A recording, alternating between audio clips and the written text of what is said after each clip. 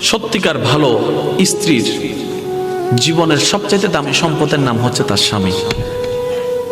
মাকে, বাবাকে, পরিবারকে সবকিছু ছেড়ে ওই স্বামী নামক শব্দটাকে খুশি করার জন্য সবকিছু ছেড়ে অচেনা এক পরিবারের মধ্যে চলে আসে। সুবহানাল্লাহ।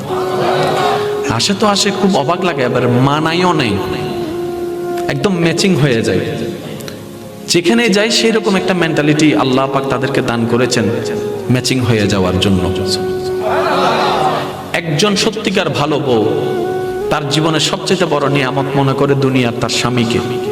কারণ সবাই তার সাথে বেঈমানি করবে, আমার স্বামী কখনো আমার সাথে বেঈমানি করবে না। সবাই আমার হাত ছেড়ে দিবে, আমার স্বামী কখনো আমার হাত ছাড়বে না।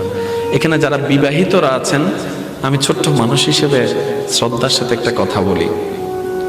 এক ঘরের নিচে থাকলে, একই ছাদের নিচে থাকলে অনেক কিছুই হবে।